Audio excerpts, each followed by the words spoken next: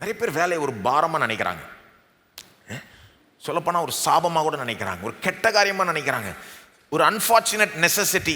ஆமாம் இது அவசியம், ஆனால் இது அவசியமாக இல்லாமல் இருந்தது நல்லா இருந்திருக்குமே அப்படின்னு நினைக்கிறாங்க. என்ன பண்ணுறது, வேலை செஞ்சு ஆகணும், அப்போ தான் சம்பாதிக்க முடியும், அப்போ தான் சாப்பிட முடியும், அதனால் சரி என்னத்தையோ செய்யலாம், ஒரு பேர் மினிமம் செய்யலாம். இந்த மாதிரி வேலையை குறித்த ஒரு அபிப்பிராயம் இருக்குமானால், இப்படி நம்ம வேலையை ஜென்ரலாக இப்படி நினைப்போமானால், இப்படி ஒரு அப்ரோச் நமக்கு இருந்ததுன்னா இந்த வாக்குத்தத்தங்களை நம்பவும் மாட்டோம், வேலையை உருப்படியாக செய்யவும் மாட்டோம், வேலையில் வெற்றி அடையவும் மாட்டோம். நமக்கு வேறு விதமான ஒரு கண்ணோட்டம் வேணும். வேலையை பாசிட்டிவாக நினைக்கணும், ஒரு நல்லதாக நினைக்கணும், ஒரு பாரமாக நினைக்கக்கூடாது, ஒரு ஆசீர்வாதமாக. வேலையே ஒரு ஆசீர்வாதம், வேலையை ஆசீர்வதிப்பேன் தேவன் சொல்கிறாரு. ஆனால் முதல்ல வேலையே ஒரு ஆசீர்வாதம், அது ஒரு நல்ல காரியம், அது ஒரு மேன்மையானது அப்படின்னு நினைக்கணும் பாருங்க.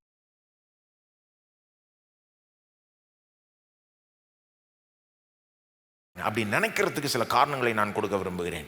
எதை வச்சு நாம் சொல்லலாம் வேலை ஒரு நல்லது மேன்மையானது, நாம் இப்படி அதை பார்க்கணும்னு எதை வச்சு சொல்லலாம்? காரணம் ஒன்று, சில காரணங்களை கொடுக்குறேன். தேவனே வேலை செய்கிறார், கடவுளே வேலை செய்கிறார். எங்கே வேலை செய்கிறாருன்னு சொன்னீங்கன்னா, ஆதியாகமம் 1ஆம் அதிகாரத்தில் வேலை செய்கிறாரு. தேவன் உலகத்தை படைச்சார்ல, 6 நாள் படைச்சார், 7ஆவது நாள் ஓய்வு இருந்தார். அந்த 6 நாள் அவர் செஞ்சதை வேதம் வேலைன்னு சொல்லுது, கிரியையை முடித்தார்னு சொல்லுது தமிழ் பைபிளில். ஆதியாகமம் 2:2 பார்த்தீங்கன்னா, தேவன் தாம் செய்த தம்முடைய கிரியையை 7ஆம் நாளிலே நிறைவேற்றி தாம் உண்டாக்கின தம்முடைய கிரியைகளை எல்லாம் முடித்த பின்பு 7ஆம் நாளிலே ஓய்ந்திருந்தார். தமிழ் பைபிளில் அந்த கிரியை முடித்தார்னு வருதுல்ல, மற்ற தமிழ் மொழிபெயர்ப்பு எடுத்து வாசித்தீங்கன்னா அப்படியே ரொம்ப வெளிப்படையாக இருக்கும். 7ஆம் நாள் ஆகும்போது இறைவன் தான் செய்து கொண்டிருந்த வேலையை முடித்தார். அப்படிதான் ஆங்கிலத்தில் தான் வருது. He finished his work. God finished his work. அப்படின்னா God ஒர்க் பண்ணாரு, அதை 6 நாளில் முடிச்சாராம். 7ஆம் நாள் ஆகும்போது இறைவன் தன் செய்து கொண்டிருந்த வேலையை முடித்தார். ஆதலால் அவர் 7ஆம் நாளில் எல்லா வேலையிலிருந்தும் ஓய்ந்திருந்தார். எபிரேய மொழியில் மனுஷனுடைய வேலையை பற்றி பேசுகிற அதே வார்த்தையை தான் எடுத்து தேவனுடைய அந்த படைப்பை பற்றி பேசுது. அது ஒரு வேலையாக சொல்லுது, தேவன் வேலை செஞ்சார்ன்ற மாதிரி சொல்லுது. அதை நம்ம அப்படி நினைக்கிறது இல்லை. தேவன் சிருஷ்டித்தார் படைச்சார்னு நினைக்கிறோம். என்ன ஆனால் வேலைங்க அது. சிலர் சொல்லுவாங்க, என்னங்க வேலை செஞ்சார், அவர் சொல்லி உண்டாக்கிட்டார், ரொம்ப ஒன்றுமே பண்ணலங்க அப்படின்ற மாதிரி சொல்லுவாங்க. கிடையாது, சொல்லி உண்டாக்குனதுனால ஒன்றுமே பண்ணலன்னு கிடையாது. ரொம்ப திட்டமிட்டு முதல் நாள் அன்றைக்கு என்ன சிருஷ்டிக்கணும், 2ஆவது நாள் அன்றைக்கு என்ன சிருஷ்டிக்கணும், இதை முதல்ல பண்ணணும், அடுத்து இதை பண்ணணும், ஒரு பிளானை போட்டு ரொம்ப யோசித்து தீர்மானித்து அப்புறம் சொல்லி உண்டாக்குறாரு. அது ஒரு வேலை இல்லைன்னு சொல்ல முடியாது.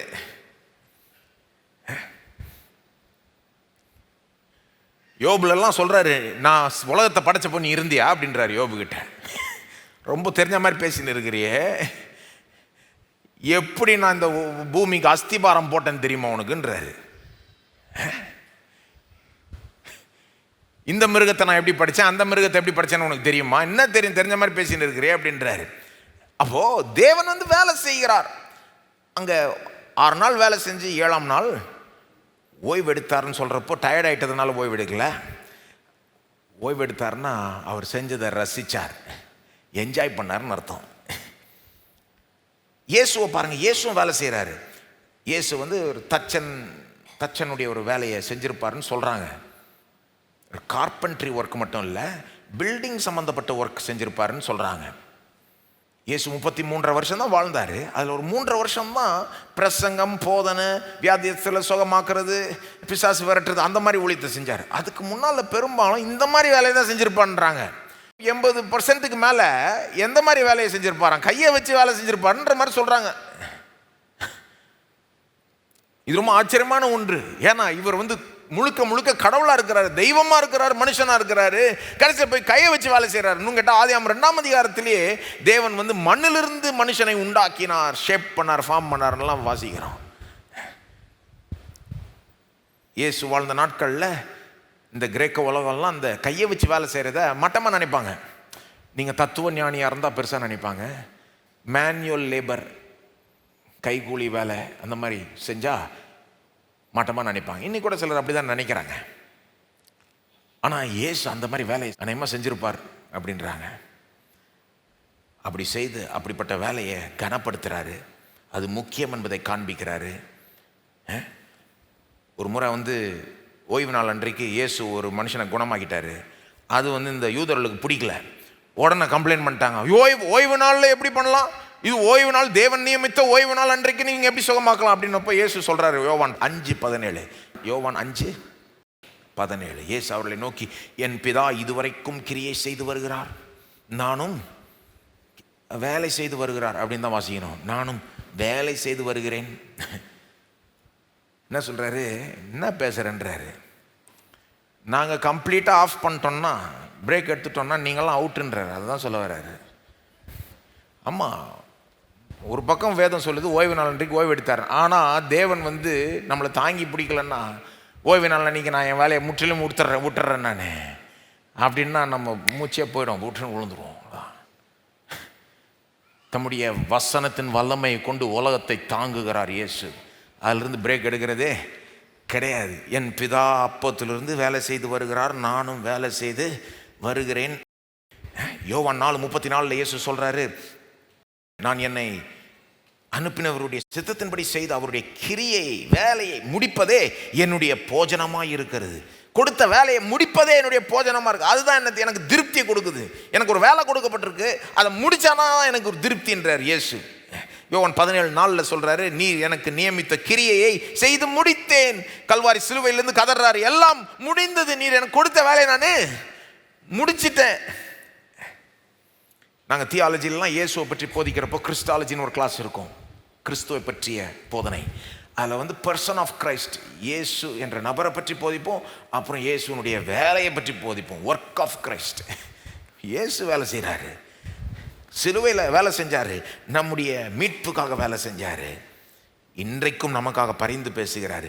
அப்போது வேலையை நல்லா பார்க்கறதுக்கு ஒரு காரணம் என்ன, கடவுளே வேலை செய்கிறார். எல்லாம் சொல்லுங்க, கடவுளே வேலை செய்கிறார். அப்போ அது நல்லது தானே. ரெண்டாவது காரணம், மனுஷன் பாவத்தில் விழுறதுக்கு முன்னாலேயே மனுஷனுக்கு வேலையை கொடுத்துட்டார். ஏதேன் தோட்டத்தில் 2ஆம் அதிகாரத்தில் நிறைய பேர் என்ன நினைக்கிறாங்க, வேலையை ஒரு சாபமாக நினைக்கிறாங்க. இந்த சபிக்கப்பட்ட உலகத்தில் என்ன பண்ணுறதுங்க, வேலை செஞ்சு தான் சம்பாதிக்க வேண்டியதாக இருக்குது, இது ஒரு சாபம். இயேசு ஒரு நாள் 2ஆம் வருகையில் வந்த பிறகு நம்மளை விடுதலை ஆக்கிட்டு நாம் அந்த நாள் அன்றைக்கு வேலை செய்யாமல் இளைப்பாறுவோம்.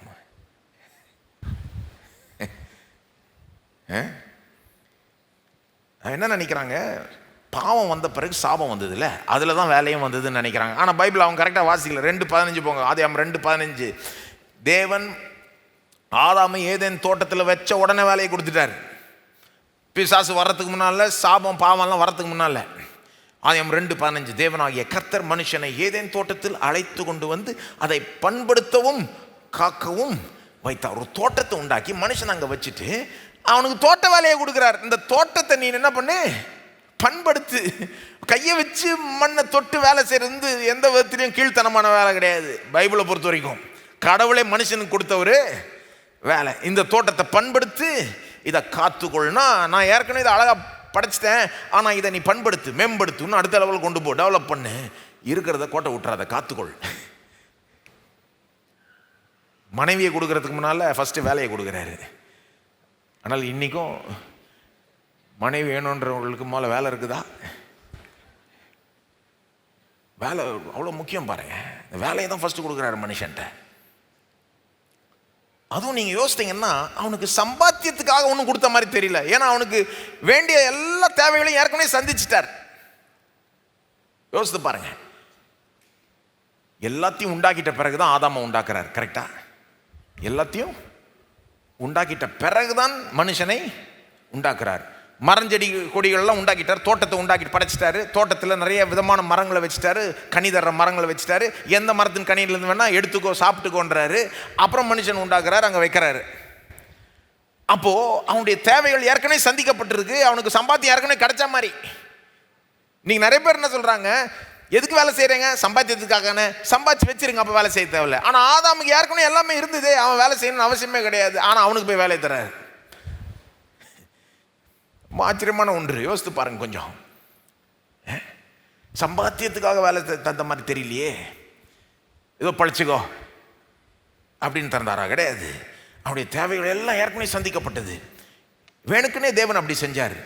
சொல்லப்போனால் மனுஷனை படைச்ச உடனே நான் நினைக்கிறேன், மனுஷன் கடவுள்கிட்ட ஆண்டவரே இப்போ நாளைக்கு உடனே வேலை செய்யிட்டான்ற தேவன் என்ன சொல்லியிருப்பார்? இல்லை முதல்ல ஓய்வு நாள். ஏன்னா 6ஆம் நாள் முடிவில் தான் அவனை படைக்கிறாரு. அப்புறம் அடுத்தது வர்றது 7ஆவது நாள் ஓய்வு நாள். முதல்ல ஓய்வெடு. ஏன்னா தலையில் இருக்குது ஆண்டவர். ஃபஸ்ட்டு வேலை செஞ்சிட்ட பிறகு தானே ஓய்வு. இல்லை நீ முதல்ல ஓய்வெடு, அதுக்கப்புறம் 6 நாள். அப்படி தான் தொடங்கியிருக்கும் போல இருக்கு. வேணுக்குன்னே தேவன் அப்படி பண்ணுறாரு. அதாவது உன் வேலைனால நீ சாப்பிடல, உன் வேலைனால நீ பிழைக்கலை, என்னுடைய தயவுனால பிழைக்கிற, என்னுடைய கிருபைனால பிழைக்கிற, என்னுடைய தாராளத்தினால நீ பிழைக்கிற. நான் உனக்கு வேண்டியது எல்லாத்தையும் ஆயத்தப்படுத்தி வச்சுட்டேன், என்ஜாய் பண்ணிக்கோ, ஓய்வெடு. பொதுவாக உலகத்தில் சொல்லுவாங்க வேலை செஞ்சிட்ட பிறகு தான் ரெஸ்ட்டு. ஆனால் தேவன் தலையில் ஆரம்பிக்கிறார். முதல்ல ரெஸ்ட்டு, அப்புறம் ஆனால் அதையும் கரெக்டாக மெயின்டைன் பண்ணுறாரு. 6 நாள் வேலை, 1 நாள் தான் ஓய்வு. சிலர் 6 நாள் ஓய்வு 1 நாள் வேலைன்ற மாதிரி. நான் சில நேரம் பிரசங்கியாருக்கு அந்த மாதிரி தான் இருக்குன்னு நினச்சிக்கிறாங்க. பிரசங்கியாருக்கு 1 நாள் தான் வேலை, 6 நாள் ஓய்வுன்னு. என்ன அழகாக தேவன் காரியங்களை நியமித்தார் பாருங்க, படைச்சார் பாருங்க, செட்டப் பண்ணார் பாருங்க. இப்போ மனுஷனை உண்டாக்கி அவனுக்கு வேண்டியது எல்லாத்தையும் கொடுத்துட்றாரு. அவனுக்கு எந்த தேவையும் கிடையாது. அவன் வேலை செஞ்சு சம்பாதிச்சு சாப்பிடணும்னு அவசியமே கிடையாது. ஆனால் வேலையை கொடுக்குறாரு, நீ இதை செய் அப்படின்றாரு. அப்படின்னா வேலையினுடைய நோக்கம் சம்பாத்தியம் அல்ல, அந்தஸ்து கிடையாது, அதெல்லாம் கிடையாது. அவனுக்கு ஏற்கனவே அந்தஸ்து இருக்குது. தேவனுடைய சாயலும் ரூபத்திலையும் மகிமையாய் சிருஷ்டிக்கப்பட்டான். அவனுக்கு அந்தஸ்தும் இருக்கு, அவனுக்கு சம்பாத்தியமும் இருக்கு, தேவைகளும் சந்திக்கப்பட்டிருக்கு, எல்லாம் இருக்கு. ஆனாலும் வேலையை கொடுக்குறார். அப்போ வேலையினுடைய நோக்கம் சம்பாத்தியமும் கிடையாது, அந்தஸ்தும் கிடையாது. அதை விட பெரிய நோக்கம் என்னது பார்ப்போம். இது ரொம்ப அற்புதமான ஒரு காரியம் பாருங்க. இந்த வேலை ஒரு கெட்ட காரியமே கிடையாது. பாவத்துக்கு முன்னாலேயே வேலை கொடுத்தாரு. பாவம் வர்றப்போ என்ன ஆச்சுன்னா அந்த வேலை கெட்டுச்சே ஒழிய வேலை அப்போ வந்ததுன்னு கிடையாது. பாவத்தினால சாபத்தினால வேலை கெட்டுச்சு. சாபம் என்ன பண்ணுது? வேலையை கெடுக்குது. அதுக்கு முன்னால வேதனை இல்லாமல் மனுஷன் வேலை செய்ய முடிஞ்சது. ஆனால் இப்போ வேதனையோடு செய்கிறான். வருத்தத்தின் அப்பத்தை சாப்பிடுகிறான். அதுக்கு முன்னால் தேவனுடைய முழு ஞானம் அவனுக்கு இருந்தது. அவருடைய ஞானத்தோடு அவன் வேலை செய்ய முடிஞ்சது. இப்போ வேலை செய்கிறான், கஷ்டமாயிடுது. வேலை ரொம்ப சேலஞ்சிங் ஆகிடுது. முன்ன விட அவனுக்கு அந்த கடவுளுடைய ஞானம் அவைலபிளாக இருக்க மாட்டேங்குது. ஆனால் அவன் வேலையில் வெற்றி பெற முடியல. முன்ன விதைச்சா நல்ல அறுவடை. ஆனால் இப்போ சாபம் உலகத்தில் வந்துட்ட பிறகு 3ஆம் அதிகாரத்தில் முள்ளும் குறுக்கும் பிழைப்பிக்குது. பூமி சபிக்கப்பட்டுருச்சு. இப்போ இதெல்லாம் தான் கெடுது. வேலை பாவத்தினால வந்ததுன்னு கிடையாது, வேலை பாவத்தினால கெட்டுது. நம்முடைய ஆண்டவராகிய இயேசு என்ன பண்ணுறாரு? பாவத்திலிருந்து நம்மளை மீட்டு கொள்கிறார். பாவத்திலிருந்து மட்டும் கிடையாது, சாபத்திலிருந்தும் நம்மளை மீட்டெடுக்கிறார்.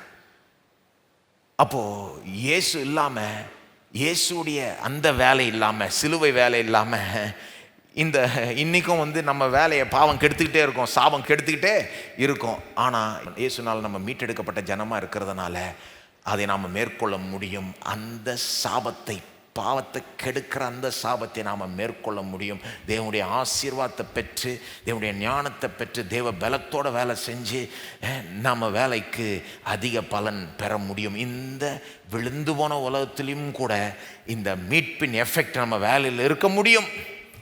அதுதான் வேதத்தினுடைய ஸ்டோரி லைன் பாருங்க, அடிப்படை போதனை. இப்போ தேவனே வேலை செய்கிறார். 2வது, மனுஷன் பாவம் செய்கிறதுக்கு முன்னாலே வேலையை கொடுத்ததுனால அது நல்ல ஒரு காரியம், அது கெட்ட காரியம் கிடையாது, சாபம் கிடையாது. 3வது, இயேசு நம்மளை மீட்டெடுக்கிறார்ன்றது மட்டும் இல்லாமல் 2ஆம் வருகைக்கு அப்புறம் புதிய வானம் புதிய பூமியில் தேவன் திரும்ப நமக்கு வேலையை தருவார் போல இருக்கு. சிலருக்கு அது அப்செட்டாக இருக்குமான்னு தெரில எனக்கு. சிலர் என்ன நினச்சிட்டு இருக்காங்க, இது ஒரு கேடு கெட்ட ஒரு காரியம், இது ஒரு சாபம், இது ஒரு பாரம். ஏசு வந்துட்டாருன்னா அன்றைக்கி வேலை எல்லாம் தீந்துடும். நம்ம பரலோகத்தில் மேகத்தில் அப்படியே மிதந்துட்டு ஒரு ஹார்ப்பை அப்படி ஸ்ட்ரம் பண்ணிக்கிட்டு அப்படியே ஒன்றும் செய்யாமல் அப்படியே இருப்போம்.